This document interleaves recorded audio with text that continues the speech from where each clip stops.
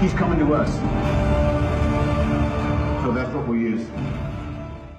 Hey YouTubers, it's Charlie. So you've probably seen at least a little bit of the Infinity War trailer. Everybody's been messaging me to do a video for it. I've done a breakdown, but there are a couple things that I want to address in this, namely Spider-Man's role and what happens to him at the end of that and what it implies for the future of the character, as well as the bomb that Kevin Feige dropped that Captain Marvel is going to fight the Kree and the Skrulls during the 90s in her movie.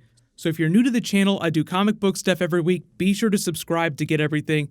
But we'll start with Infinity War trailer, then we'll do Kree-Skrull War, and we'll talk about Secret Invasion, because there are a couple hoops that we have to jump through to get to that, and a lot of you probably saw the idea that Captain Marvel's fighting the Skrulls in the 90s and thought, oh my god, they might be doing Secret Invasion for the 4th Avengers film. Yes, I do think that's happening, but first things first, Spider-Man in the Infinity War trailer. So you have Thanos beating the shit out of everybody. Then you see Peter in the Iron Spider suit. Iron Man rushes up to him like he did during Civil War, and it looks like he's dying. That's what a lot of people were commenting at me. Oh my god, does Spider-Man die during Infinity War? Most of you know that that's probably ridiculous, because we already know Spider-Man 2 is coming out right after the 4th Avengers film. It's supposed to pick up minutes after the 4th Avengers film takes place, and they said it's going to shatter what you think about the Marvel Cinematic Universe. Now, they didn't say that a bunch of characters are going to die. They just said that everything that's happening with the 4th Avengers film in Spider-Man 2 is going to completely shift the way you think about Marvel. But all that's going on in this Infinity War footage is that they get their asses handed to them. Mark Ruffalo joked that everybody dies. But that's just a way of saying that Thanos is going to bring them to their knees in the most spectacular fashion possible, Thanos Quest style. The Infinity Gauntlet itself looks amazing. If you look at the old version from the first Thor film, this is from Odin's vault. Look at how it's changed over time. Doesn't it look so much better? And this is the life-size version, so if Thanos were real and you stood next to him, this is how big his gauntlet would be.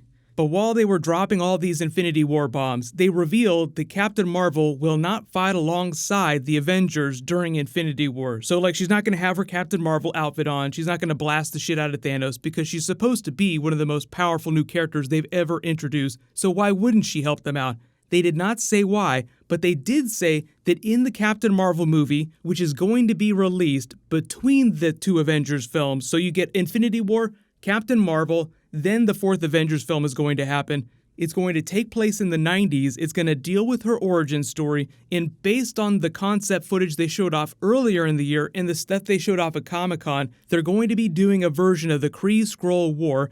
It predates everything in the Marvel Cinematic Universe so far that we've seen, but we know that there were other heroes because there was the Hank Pym version of Ant-Man, we saw a slightly older version of Peggy Carter, so there was Avengers-related stuff happening, but not the Avengers as you know it. That didn't start till 2008 with the first Iron Man film.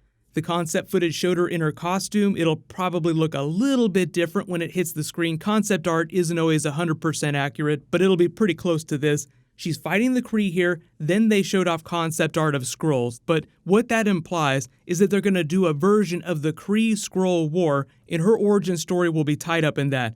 If you've ever read any version of Carol Danvers' origin story in the comics, how she gets infused with this crazy weapon energy, and that's where her power comes from, eventually Captain Marvel gets cancer and dies off, and that serves as the impetus for her to step up. There are some things in that story that sound a lot like the things that show up during the concept footage that they showed off from the Captain Marvel movie earlier this year.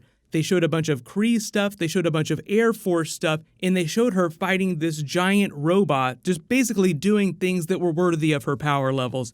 So that sounds a little bit like some of the things that pop up during the Kree-Skrull War storyline. So in the way that Marvel changes all the comics, you don't have to read that comic book in order to understand what's going on in the movie. All you need to know is that the Kree and the Skrulls had been fighting for a long time. One of the many weapons that the Kree created during this time to try and fight them were the Inhumans. They sort of gave up on that experiment a long time ago and left them to their own devices. Then you wind up with Black Bolt and all the Inhumans that you know today, years and years later. But it's this long-standing space war that they've had, this blood feud between their peoples. So because they said that that reads a lot like Green Lantern, they said that they're going to change the way she gets her powers, but I don't think it's going to be that much different. She'll probably just get her DNA scrambled by a Kree weapon, No idea if they're going to try and do the original version of Captain Marvel or how they're going to tie the Kree to Earth in the 90s, but she winds up getting caught between the Kree and the Skrulls with all these crazy powers. So in the way that you have Captain America, Winter Soldier, everybody was secretly Hydra, it looks like now the new thing is everybody was secretly a Skrull. So Secret Invasion, Avengers 4, Who Do You Trust? Longtime comic book readers will also remember that Secret Invasion was the big event that Marvel did right after Civil War. And the whole principle is that the Skrulls are trying to take over Earth, but they put a bunch of sleeper agents in positions of power and just slowly precipitate the destabilization of everything through the course of Civil War. So like all this crazy stuff happens, friends against friends, everyone's decimated, and that's when the Skrulls choose their time to strike. So what better time to do a version of this than when Earth is destabilized after Thanos in Infinity War? He's going to crush everyone, there'll be death and destruction everywhere. If you were waiting for heroes to be at their weakest, that would be the moment to strike. And for the Marvel Cinematic Universe, it's not going to get any worse than that as far as we know. So the easy takeaway is that you go from everybody was Hydra to everybody is a Skrull to Spider-Man 2, and that's the beginning of Phase 4. It'll literally be the very first movie of Marvel Phase 4. But let me know in the comments, what do you think about the Infinity War trailer? What do you think about the idea that Marvel might be doing Secret Invasion? Now, they might decide to call it something different, but if they're introducing the Skrulls in a big way, there's just so many ways that you can twist your existing characters without things getting out of control. Who do you trust? Just imagine an evil version of Iron Man that's secretly a Skrull. Oh, that would explain why he was such an asshole when he and Captain America were going at it. That would also explain why Captain America's judgment was so bad during Civil War. But for those of you asking how Marvel is able to do the Skrulls because they're largely Fantastic Four characters, the way they explain it is that big space races are open to both studios. It's just specific characters like the Super Skrull that Marvel can't do. Super Skrull belongs to Fox, but I'm sure there's also a little bit of haggling back and forth between the lawyers at the studios like, oh, you're going to be doing this story. Make sure you don't do X, Y, and Z. So it gets a little complicated, but effectively, Skrulls are open territory for Marvel to do. What's going to happen is there's a bunch more Marvel stuff that I wasn't able to do around Comic-Con. There's just way too many things. So if there are any bonus videos from Comic-Con you want me to do, just let me know in the comments below. But there will be more of that over the next couple of days. New Game of Thrones posting on Sunday, obviously. New Rick and Morty this weekend, too. Congratulations to the latest Marvel giveaway winner, Soham Talakar. Please private message me on the back end of my channel so I can get your contact details. While you wait for everything, you can click here to rewatch the Thor Ragnarok trailer, and you can click here for brand new Game of Thrones. Thank you so much for watching. Everybody stay awesome. I'll see you guys tonight.